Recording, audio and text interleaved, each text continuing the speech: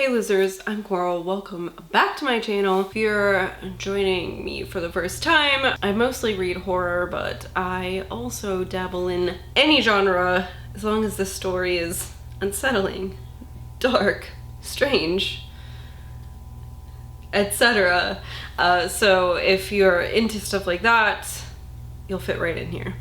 Anyway, today I'm here with a little bit of information about my Q2 reading. I've got a couple stats here.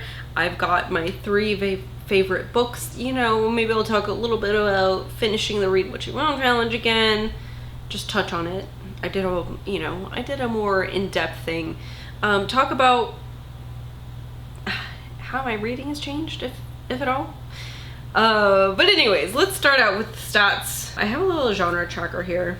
I'm only tracking 6 genres, which are horror, thriller, fantasy, historical fiction, and nonfiction.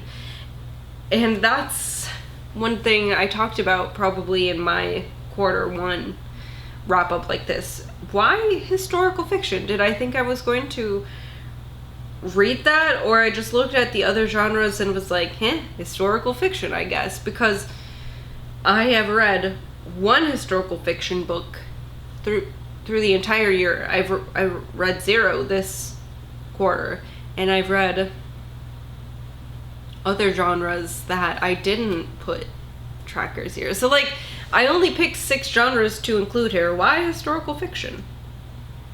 I mean, I know I did not anticipate like getting into weird literary fiction like I have this year. But I wish maybe I would have left a blank space or something. But anyway, so I have a genre tracker here. I read 32 horror books, 5 thrillers, 3 fantasy books, 5 sci-fi books, and 8 nonfiction books. And of course, 0 historical fiction books. In total, I read 58 books, which is 7 more books than I read last quarter. Average rating this quarter was 3.5, so pretty average. And the average length of the books that I read was 291 pages, which makes sense because I'm thinking I read some like Goosebumps books, definitely read some shorter books, and I think I had some much longer books in the first quarter of the year compared to this quarter where I read a lot of like average length books, 350 pages. So I have been tracking how many new to me authors I have picked up in the quarter. So this quarter it is 29 authors I've never read before, which is kind of crazy. I read 5 books that were debut novels. And then of course, as far as like what I've read, were these books that I owned previous to this year.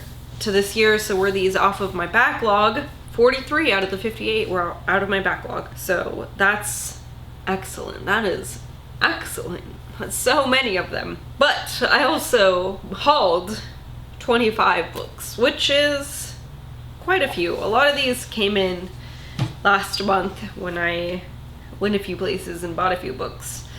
But this month I only, in June, at least so far, I've only, it's the end of the month.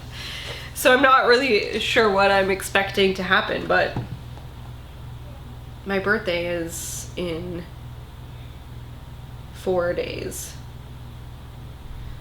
So I think this weekend, which would be like technically June, although I would probably count it towards a July haul, I might go buy some books for myself because I haven't done that since I finished the Read What You Want challenge. But I don't know. I feel like I started my sentence somewhere and I don't know where it went. But I hauled 25 books in the 3 months.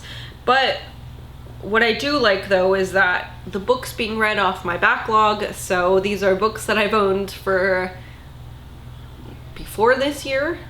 That is a much greater number than the books that I brought in. Although I would like to keep my book hauls small. So what went on with my reading this quarter? I finished the Read What You Want challenge.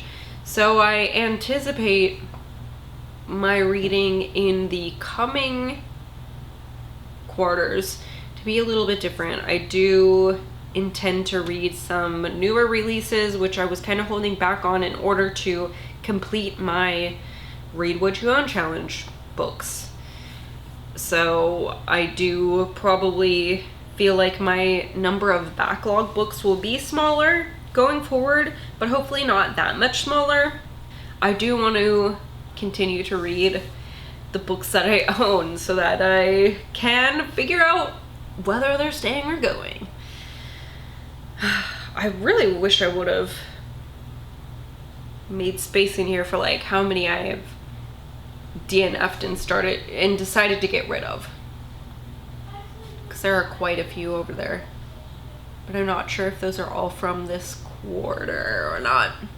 I've got maybe like 10 that I either read and decided to get rid of, or you know what, maybe I could just write that like in the margin or something starting this quarter. I feel like I'm not reading different books than normal. I'm reading a lot of horror, which is typical for me. I do really need to read some of my fantasy books to figure out what's staying and what's not, because in particular really like my YA fantasy, the ones that I have decided to hold on to after my big unhaul. I feel like those really need to get read soon, because I don't want them to continue to sit on my shelves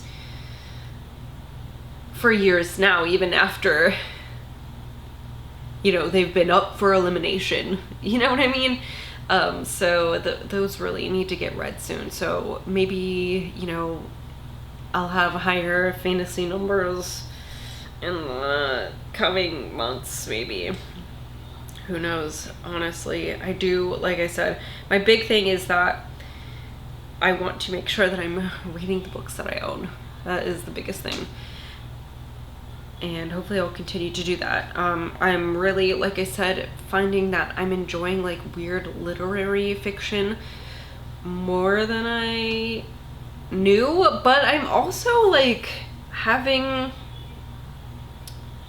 I'm not quite sure what to find, what I'm looking for now that I find that I like it. Like, except for that, I've got like people that I follow on social media who I'm like, oh yes, this is the weird girl who has the weird books that I like. I love her. She's great. Like, there's multiple people like that I follow who read more like literary stuff, and that's who I'm getting like a lot of literary recommendations from, I feel like. But like, I want to be able to find that on my own, but it's like, how, when literary fiction encompasses so much? Like, how do I find what I'm looking for? I'm gonna have to fucking figure it out, because I really am liking unhinged women in literary fiction who are total fucking weirdos. Okay, on to my 3 favorite books, I think, that I've read in the last 3 months, starting with Diavola by Jennifer Thorne. Oh, this was diabolical, honestly. This is about a family vacationing in Italy, and the little sister, she's an adult, but she's the little sister of the family, and she's kind of like the family scapegoat. Everyone just fucking shits on her and blames her for anything, any inconvenience, anything that's gone wrong. It's all her fault. Even though she's really good-natured about it and kind of takes it in stride and is like, yeah, sometimes I fucked up. Sometimes I fuck up, and, you know, but like also grows and has become a, you know, a better person. And a lot of the things that they blame her for are things that she did when she was, you know, or a lot of things that they bring up are things that are, 1, normal, 2, things that happened many years ago, and 3, things that happened when she was very young, and now, you know, she's an adult, and it's like, God, just fucking let go of it, you know? So they're in Italy. She's the only one who's bothered to learn any Italian for this trip, so they're all like relying on her to translate for them everywhere they go. And they're staying in this, I guess, kind of like a chateau, and there's this tower in it, and the main character, who is the scapegoat sister, gets there later than the rest of the family, and they're like, oh yeah, they gave us this weird key to this tower and said like, don't open it. And she was like, what? That's weird. And then like kind of creepy stuff starts happening at this chateau, and so it's like this like almost haunted house story, but really what drew me in is this like family. Oh, this family, you love to hate them. They're just awful, honestly. And then another thing that I liked about the story is you think it comes to its natural conclusion, but it goes further than that, and I love that in a story. So this was like honestly haunting. I'm so glad that I picked this up. I listened to this on audio. I was able to rent this from my library, and now I really need to buy a copy now that I'm out here buying books, you know? I really haven't bought books since I except for like a couple pre-orders that came in. But this is one I looked for at Barnes & Noble the last time I was there, and I didn't fucking see it. So if I go this weekend and I don't see it, I'm off to the internet to buy myself a copy, because I just need to have it. It was so excellent. Diavola was a 2024 release. My next book came out in 2016. This is Mongrels by Stephen Graham Jones, and this is, if you might be able to tell, a werewolf novel. This is a coming-of-age story about a nameless main character who's being raised at this point by his aunt and uncle, his mother's siblings, because his mother died during his birth, and his aunt and his uncle are werewolves, and he suspects that he's gotta be too. But like, no matter how old he gets and how much he suspects he must be, he like still hasn't like shifted yet. So like there's kind of that tension and that emotion behind like wanting to fit in with your family but not quite, especially because they're such a tight-knit unit. And it's like, if only this one thing would finally happen, it would just like, everything would be almost everything would be complete. But they're very nomadic because of this werewolf thing, which also means that they aren't able to secure jobs that pay a lot. They don't live in super great places all the time and things like that. So it's really solely character-driven story, but oh my god, this was just so excellent, so emotional. You get to the end and you're just like, oh, it just breaks your heart. It's like a happy heartbreak though. And you're like, oh man, I just fucking love this book so much. One of my favorite coming of age stories, probably my new favorite ever werewolf novel. I love werewolf novels so much, and this one, it's like, the way it's written is just so good. I loved it so fucking much. And finally, I would like to tell you about Horror Movie by Paul Tremblay. This was another 2024 release, and in this we're following another nameless main character who plays a strange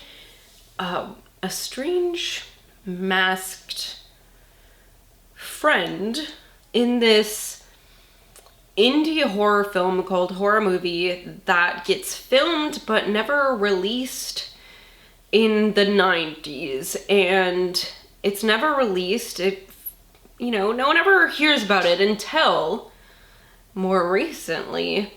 A couple stills of the film is released onto the internet with like kind of a story about it, and then it gets this cult following almost, even though nobody has seen this film. It's never been released. Literally nobody has seen this film. It becomes infamous partly because of things that happened in the final scenes of filming the movie. Also why it was never released.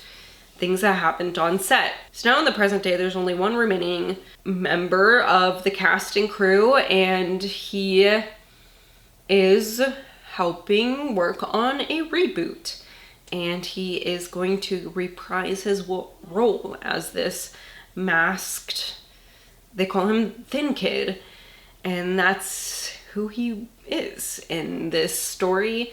I think this is really interesting because you're reading the past, you're reading the screenplay, and you're reading the present, and all three of these, each of these are giving you clues but also dropping mysteries at the same time.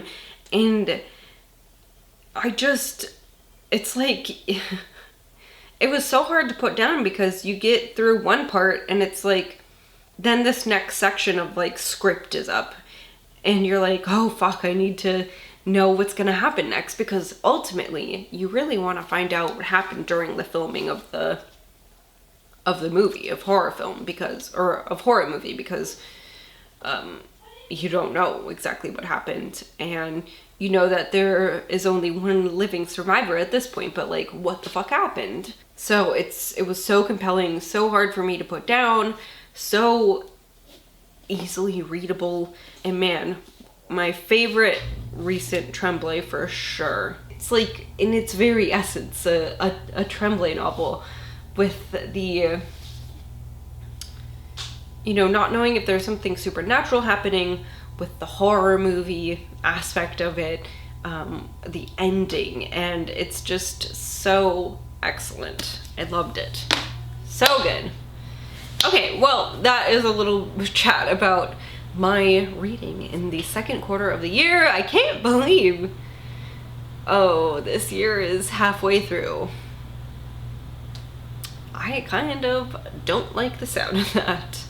Jesus. Okay, well, that's all I have for you today. Thank you so much for watching. I will see you later. Goodbye.